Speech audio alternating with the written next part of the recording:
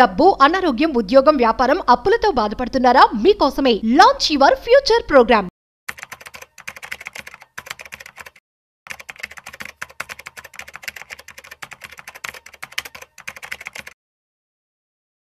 జూన్లో మార్కెట్స్ అనేది వోల్టాలిటీ రావడం జరిగింది. ఎట్ ది సేమ్ టైం కానీ ఎండ్లో మాత్రం మంచి పాజిటివ్గా క్లోజ్ అవ్వడం జరిగింది. ఇప్పుడు జూన్లో మొదటి వారం, సో ఆల్మోస్ట్ 4 days అయిపోయింది. సో ఇవాళ మార్కెట్ అప్డేట్స్ ఎలా ఉన్నాయి, వీటికి సంబంధించి పూర్తి సమాచారం మనతో చెప్పడానికి ఫైనాన్షియల్ ఎక్స్పర్ట్ శ్రీరామచంద్రమూర్తి గారు ఉన్నారు. సో వారి మాటల్లో మరింత సమాచారం అడిగి తెలుసుకుందాం. హాయ్, హలో, నమస్తే, వెల్కమ్ టు సుమన్ టీవీ. నేను మీ Rajeev Pasupuleti. So hi sir, నమస్తే. నమస్తే అండి. ఎలా ఉన్నారు సార్? బాగున్నాను సార్. సో లాస్ట్ మంత్ లో ఎంత కాదనుకున్నా క్లోజింగ్ మాత్రం చాలా పాజిటివ్ గానే అవునండి.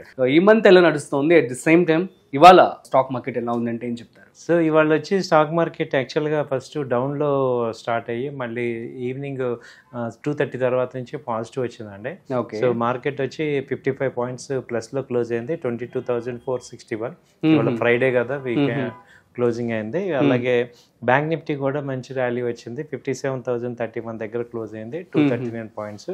సో మేజర్గా బ్యాంకింగ్ స్టాక్స్ లాస్ట్ వీక్ అంతా కూడా అండర్ పర్ఫామ్ చేసాయి. అవన్నీ ఇప్పుడు పుల్ బ్యాక్ అయినాయి. మేజర్గా హెచ్డిఎఫ్సి కానీ, ఐసిఐసిఐ బ్యాంక్, ఎస్బీఐ బ్యాంక్ ఇవన్నీ బాగా పెరిగినాయి. ఆ తర్వాత చూసుకుంటే ఈ మొన్న లాస్ట్ వీక్ వరకు ఈ వీక్ అంతా కూడా ఫైనాన్స్ సెక్టర్ కూడా డౌన్ ఉంది. అవన్నీ కూడా రికవర్ అయినాయి. అలాగే హౌసింగ్, ఇప్పుడు ఇన్ఫ్రా రియాలిటీ సెక్టర్ కూడా బాగా డౌన్ అయినాయి. సో అవి కూడా ఇక్కడ సపోర్ట్ తీసుకొని ర్యాలీ వచ్చాయి. తర్వాత ఐటీ కూడా బాగా ఫామ్ అయినాయి. ఐటీ సెక్టర్ కూడా పికప్ అయింది. అలాగే ఫార్మా సెక్టర్ కూడా మంచి పికప్ అయింది. పాజిటివ్. అవునండి. మొత్తం కలిపి ఈ వీక్ లాస్ట్ వాళ్ళన్నీ కూడా ఒక పాజిటివ్ షేప్స్ కి వచ్చాయి అనమాట.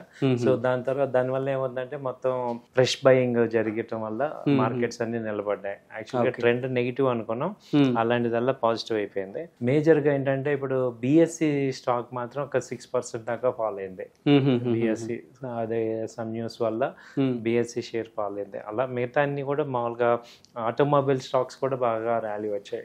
హీరో మోటార్ 2% పెరిగింది. ఎంఐఎం, తర్వాత ఈ బజాజ్ ఆటో, తర్వాత ఈ టాటా మోటార్స్, ఇవన్నీ కూడా బాగా వచ్చాయి. తర్వాత ఫార్మాలో వచ్చి అన్ని స్టాక్స్, లూపిన్ కానీ, మ్యాన్ కైండ్, తర్వాత Divis, Apollo lab, doctor Reddy, ఇవన్నీ బాగా పెరిగినాయి. పాజిటివ్ ఇంకా ఛాన్సెస్ ఉన్నాయి. సో బాగా ర్యాలీ వచ్చిన మిడ్ క్యాప్ లో తీసుకుంటే లాస్ట్ 2 days నుంచి కూడా వోల్టాస్ బాగా ర్యాలీ వస్తుంది.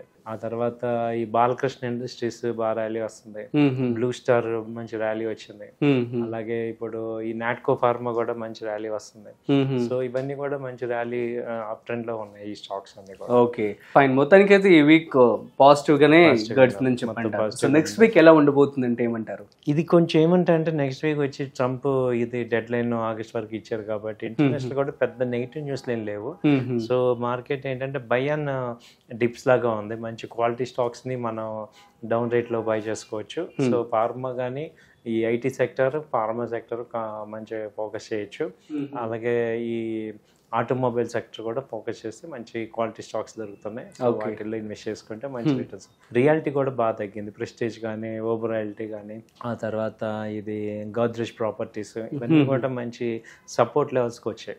లాస్ట్ 2 months 3 months గా మనం చూస్తున్నట్టయితే థిమాటిక్ బాగా వర్కౌట్ అయింది. సో మరి ఇప్పుడు ఈ మంత్ ఎలా ఉండబోతుందంటే ఏమంటారు? ఈ మంత్ కూడా అవి కొంచెం వర్కౌట్ అవుతాయి సార్.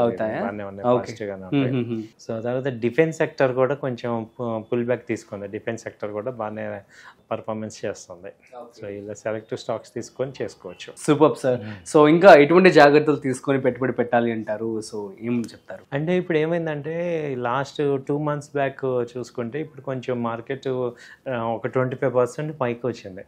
కాబట్టి ఏంటంటే ఈ రేట్లో ఆ టోటల్ అమౌంట్ ఇక్కడ ఇన్వెస్ట్ చేయకూడదు. 50% ఇన్వెస్ట్ చేయండి. మళ్ళీ బై అండ్ డిప్స్ లాగా మళ్ళీ తగ్గితే మళ్ళీ యాడ్ చేసుకునేటట్టు ఉండాలి. అంతే అంటారు. అంతేకాని ఒకే రేట్ లో మొత్తం అమౌంట్ పెట్టేయకూడదు. Same questions. ఇప్పుడు ఎలాగో పికప్ లో ఉంది కాబట్టి అందరూ హ్యాపీగా వచ్చేస్తారు.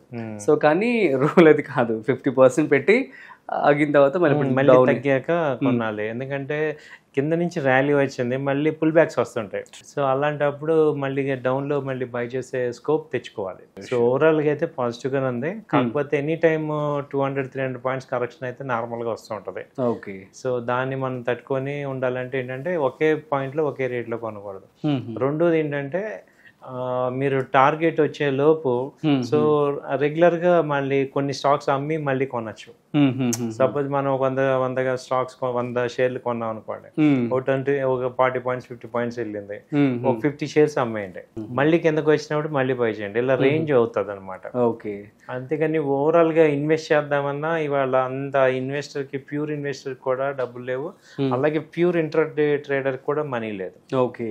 ఒక స్వింగ్ ట్రేడర్ కి మనీ వస్తుంది. స్వింగ్ ఎలా వర్క్ అవుతుంది అంటారు, ఇంటి చెప్తారా? స్వింగ్ అంటే 4-5 డేస్ నుంచి 1 వీక్ వరకు ఉండే ట్రేడ్ ని స్వింగ్ ట్రేడ్ అంటాం. సో దీనిలో ఏమవుతుందంటే మనకి ఒక మంచి వెల్త్, అంటే ఒక స్టాక్ రైట్ ఎంట్రీలో తీసుకుందాం, మీరు మామూలుగా చూడండి ఏదైనా టాప్ 200 కంపెనీస్ లో లాస్ట్ వీక్ ఒక 200 పాయింట్స్ డౌన్ అయింది అనుకోండి, అది బై చేయండి. ఓకే. సో అది ఒక 50% ఇక్కడ బై చేసి మళ్ళీ ఒక 100 పాయింట్స్ డౌన్ లో బై చేస్తే అది కంపల్సరీ కొంత రికవరీ వస్తుంది కదా. ఓకే. సో అలా రికవరీ ఛాన్స్ ఉంది. అయితే ఈ వీడియోలో ఇప్పుడు అలా డౌన్ అయ్యేటువంటి ఏమన్నా ఒక 4-5 స్టాక్స్ చెప్పగలరా? సో మన వాళ్ళు చూసి. అలాగే చెప్తాను, ఇది కేవలం నా వ్యక్తిగత అభిప్రాయం మాత్రమే, మీరు కూడా 1-2 సార్లు ఆలోచించి డెసిషన్ తీసుకోండి. మిమ్మల్ని కూడా ఎందుకు అడుగుతున్నామంటే మీరు సెవీ రిజిస్టర్డ్ కాబట్టి. So trust. సో మీకు ఏంటంటే ప్రెస్టేజ్ ఒకటి బాగుంది, లోదా ఒకటి బాగుంది, OFSS ఒరాకిల్ ఫైనాన్షియల్ బాగుంది ఐటీలో, తర్వాత KPI టెక్నాలజీస్, ఈ 4 కంపెనీస్ మంచి రివర్స్ అవుతున్నాయి. మీరు కూడా ఒకసారి చూడండి, చూసి 1-2 సార్లు ఆలోచించుకొని డెసిషన్ తీసుకోండి. Super. So thank you so much sir.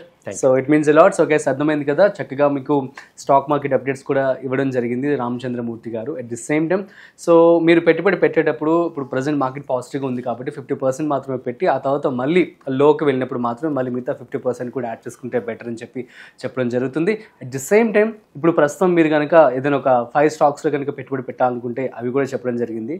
So మీరు కూడా మీ యొక్క ఓన్ రీసెర్చ్ చేసి ఆ తర్వాత పెట్టుబడి పెట్టుకోండి. That's it. సో మరొక ఇంట్రెస్టింగ్ కాంటెంట్తో మళ్ళీ కలుద్దాం. అండ్ మీకు కనుక ఏమైనా డౌట్స్ ఉంటే కామెంట్ చేయండి, మేము మీకు రిప్లై ఇస్తాం. That's it. So thanks for watching. This is Rajiv signing of.